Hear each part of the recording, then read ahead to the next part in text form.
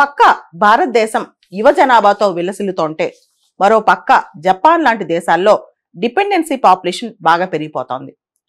జపాన్లో రీసెంట్గా ఒక రిపోర్ట్ రిలీజ్ అయింది. జపాన్ వాళ్ళ ministry of internal affairs and communication వాళ్ళు రిలీజ్ చేశారనమాట. ఆ రిపోర్ట్ ప్రకారం జపాన్లో జనాభాలో 29.3% మంది, అంటే దాదాపు 30% మంది 65 సంవత్సరాల వయసు పైబడిన వాళ్లే.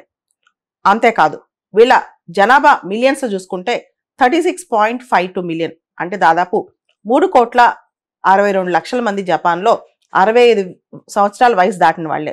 పర్సంటేజ్ వైజ్ చూసుకుంటే ఈ సీనియర్ సిటిజన్ పాపులేషన్ దాదాపు 30%, జనాభాలో 30% ఉన్న దేశం మొత్తం ప్రపంచ దేశాల్లో చూసుకుంటే కనుక జపాన్లోనే ఎక్కువ ఉన్నారు.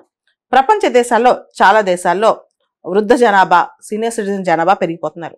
దీనివల్ల మెడికల్ ఖర్చులు, వెల్ఫేర్ ఖర్చులు, దాంతోపాటు లేబర్ ఫోర్స్ పార్టిసిపేషన్ రేట్ తగ్గటం, అంటే శ్రామిక శక్తి తగ్గటము, సంక్షేమం పైన ఖర్చులు పెరగటము, దాంతో దేశాల మీద పెను భారం పెరిగిపోతుంది అనమాట.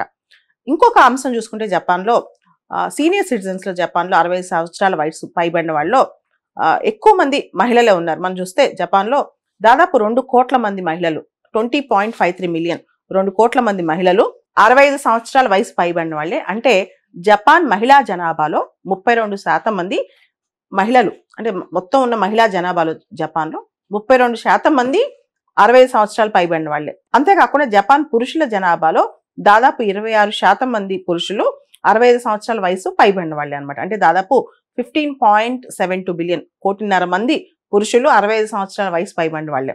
అంటే 65 ఇయర్స్ కన్నా ఎబోవ్ వయసు ఉన్న వాళ్ళు మనం పురుషులు స్త్రీల్లో చూసుకుంటే స్త్రీలు ఎక్కువ ఉన్నారంట జపాన్లో.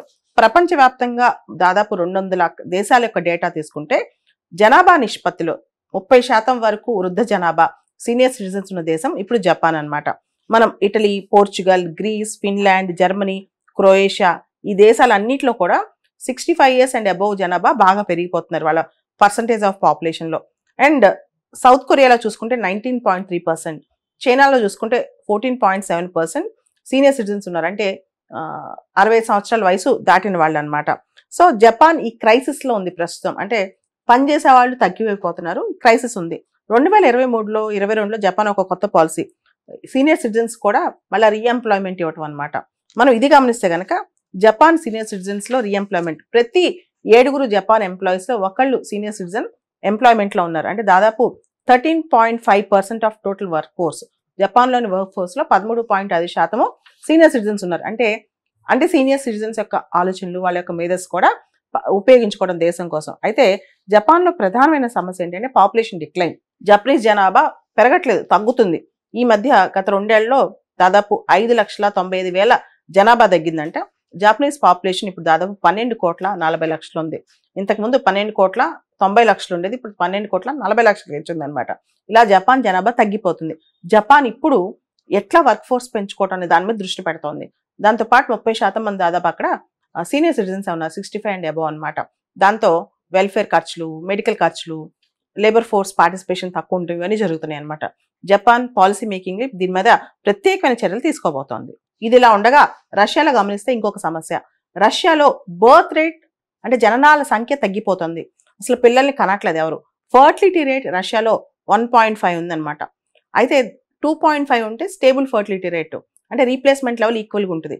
కానీ రష్యాలో ఏమైంది, 1.5 ఉంది. సో పుతిన్ కొత్తగా ఆర్డర్ జారీ చేశాడు. రష్యాలో ఎక్కువ మంది పిల్లల్ని కనకపోవడానికి కారణం పనిభారం, పనిలో పడిపోయి పిల్లల మీద దృష్టి పెట్టట్లేదు. ఖచ్చితంగా బ్రేక్స్లో, వర్క్ బ్రేక్స్లో కూడా సంసారం చేసి పిల్లల్ని కలమని చెప్పి రష్యాలో పుతిన్ కొత్తగా ఆర్డర్స్ జారీ చేశాడు. దీంతో పాటు పెద్ద పెద్ద దేశాలు జర్మనీ, ఇటలీ, చైనా, రష్యా ఇలాంటి దేశాల్లో జననాల రేటు తగ్గుతుంది. అండ్ దాంతోపాటు సీనియర్ సిటిజన్ పాపులేషన్ పెరుగుతుంది. ఈ క్రైసిస్లో ఈ ప్రపంచాల్లో పెద్ద పెద్ద దేశాలన్నీ ఉన్నాయి. దీన్ని సాల్వ్ చేసుకోవడానికి కొత్త కొత్త పాలసీస్ తీసుకొస్తున్నారు ప్రభుత్వాల్లో. కొన్ని మాసాల క్రితం హంగేరీ ప్రభుత్వం కూడా స్థానికంగా హంగేరీ ప్రజలు పిల్లల కంటే స్పెషల్ ఇన్సెంటివ్స్ ఇస్తామని కూడా ఆఫర్ చేసింది. ఈ పరిస్థితిలో ఉంది ప్రపంచవ్యాప్తంగా. కానీ భారతదేశంలో మాత్రం మనకి అద్భుతంగా డెమోగ్రఫిక్ డివిడెండ్ ఉంది. జనాభాలో యువ జనాభా ఉందన్నమాట. యువ జనాభా శ్రామిక శక్తిగా మార్చుకుంటే మాత్రం మన దేశం ఈ అడ్వాంటేజ్ని పొందొచ్చు.